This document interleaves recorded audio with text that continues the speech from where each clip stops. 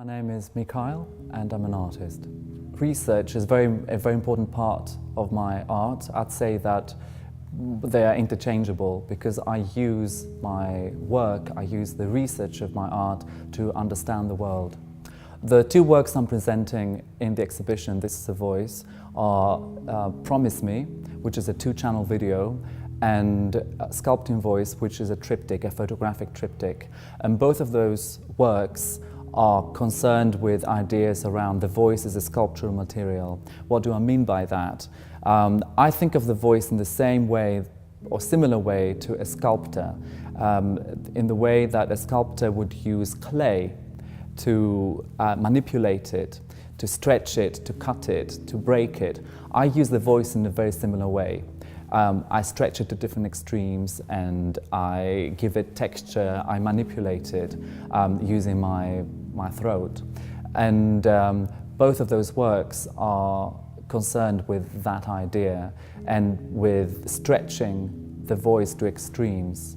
Promise Me, however, the 2-channel video work, is also looking at other ideas, namely is looking at how meaning is constructed and how meaning and language is a kind of negotiation of very often of opposite positions, of contradictory positions.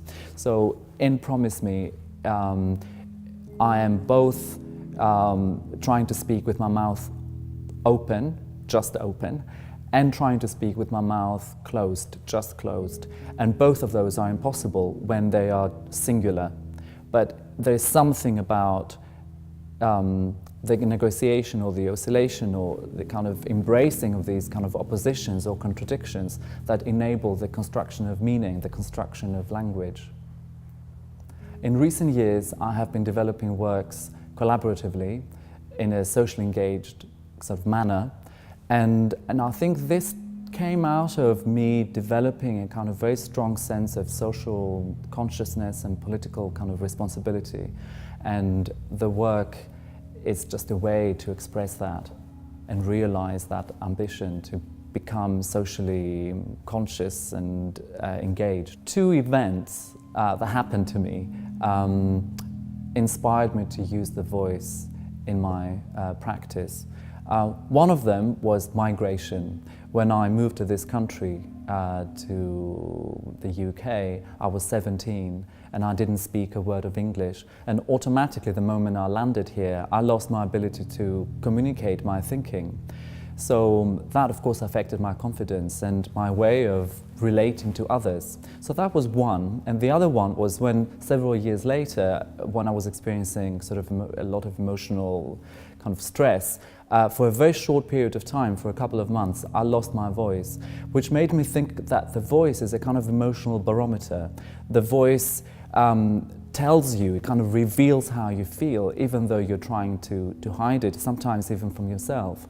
So those 2 events, one of them, how the voice connects to our to communication and how it has the power to appeal to our kind of cerebral faculty, and the other one, how it has the power to appeal to and express feelings, made me really think that the voice has an amazing power, and it's really this broad material, medium that is both cerebral and bodily, emotional and functional.